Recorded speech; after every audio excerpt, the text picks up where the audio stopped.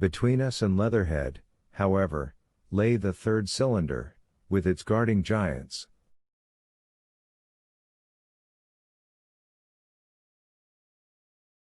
Had I been alone, I think I should have taken my chance and struck across country.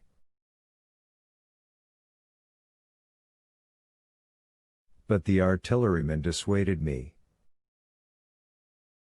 "It's no kindness to the right sort of wife," he said, "to make her a widow," and in the end I agreed to go with him, under cover of the woods, northward as far as Street Cobham before I parted with him.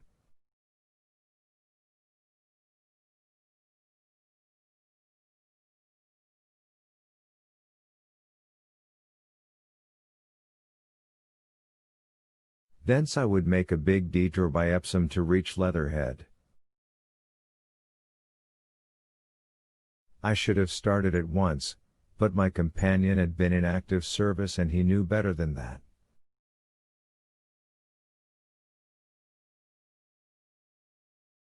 He made me ransack the house for a flask, which he filled with whiskey, and we lined every available pocket with packets of biscuits and slices of meat.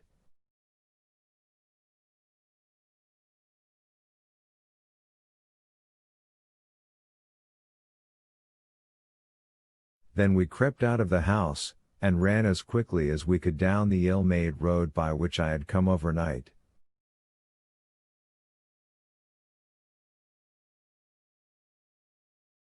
The houses seemed deserted.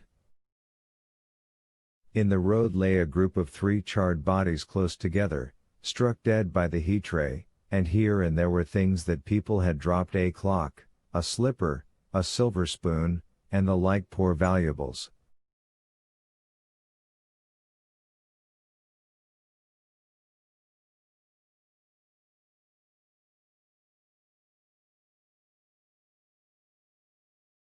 At the corner turning up towards the post office, a little cart, filled with boxes and furniture, and horseless, heeled over on a broken wheel.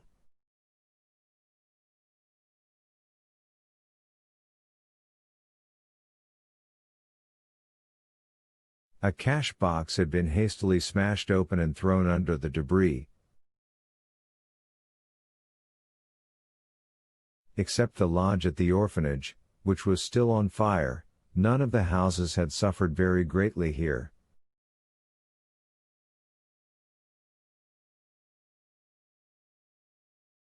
The heat ray had shaved the chimney tops and passed.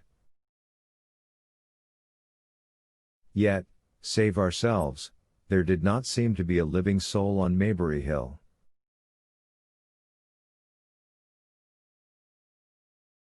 The majority of the inhabitants had escaped, I suppose, by way of the old Woking road, the road I had taken when I drove to Leatherhead, or they had hidden.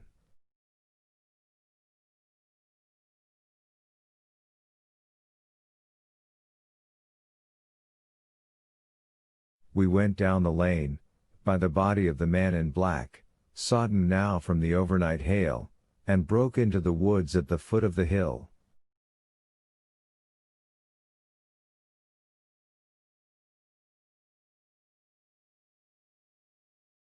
We pushed through these towards the railway without meeting a soul. The woods across the line were but the scarred and blackened ruins of woods. For the most part the trees had fallen, but a certain proportion still stood, dismal gray stems, with dark brown foliage instead of green.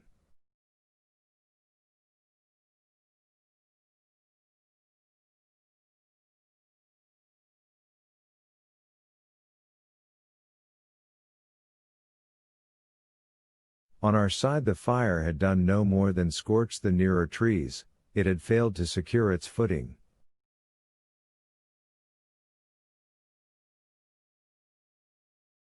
In one place the woodmen had been at work on Saturday. Trees, felled and freshly trimmed, lay in a clearing, with heaps of sawdust by the sawing machine and its engine.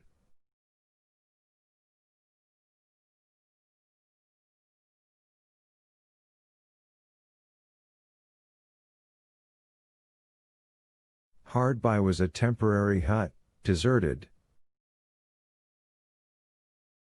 There was not a breath of wind this morning, and everything was strangely still.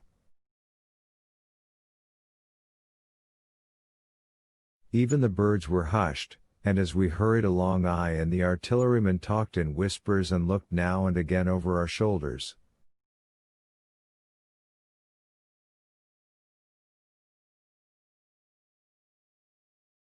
Once or twice we stopped to listen. After a time we drew near the road, and as we did so we heard the clatter of hoofs and saw through the tree stems 3 cavalry soldiers riding slowly towards Woking.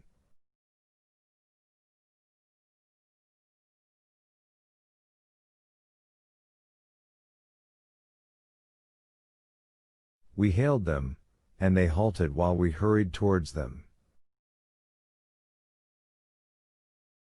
It was a lieutenant and a couple of privates of the 8th Hussars, with a stand like a theodolite, which the artilleryman told me was a heliograph.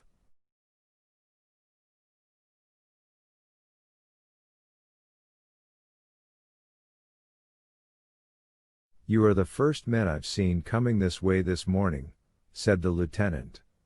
"What's brewing?"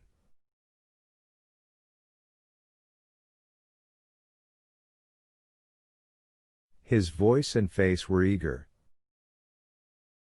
The men behind him stared curiously. The artilleryman jumped down the bank into the road and saluted.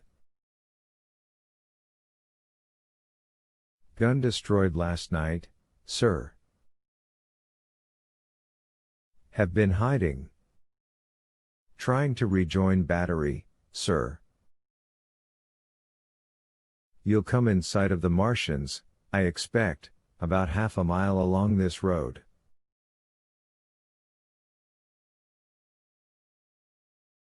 "What the dickens are they like?" asked the lieutenant. "Giants in armor, sir. 100 feet high. 3 legs and a body like aluminium, with a mighty great head and a hood, sir."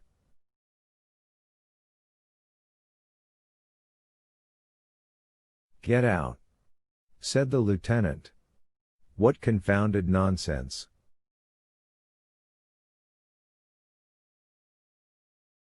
"You'll see, sir.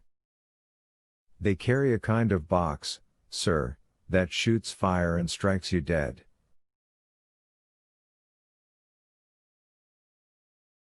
"What do you mean, a gun?" "No, sir," and the artilleryman began a vivid account of the he-tray.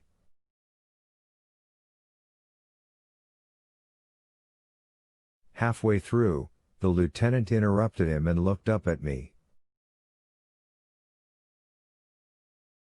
I was still standing on the bank by the side of the road.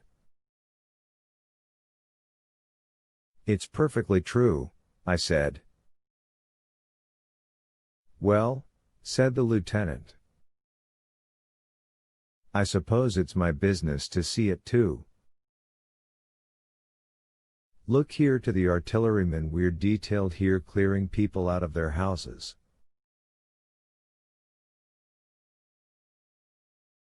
You'd better go along and report yourself to Brigadier General Marvin, and tell him all you know."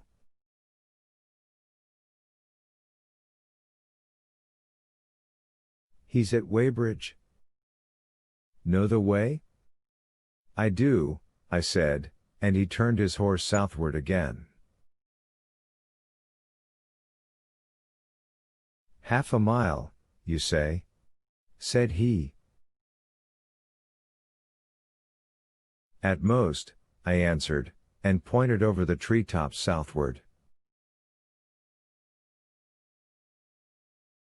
He thanked me and rode on, and we saw them no more.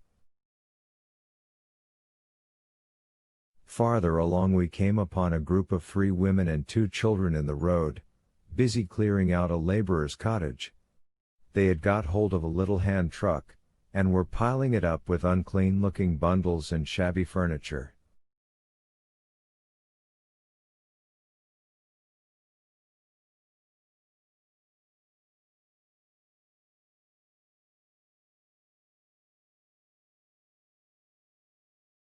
They were all too assiduously engaged to talk to us as we passed.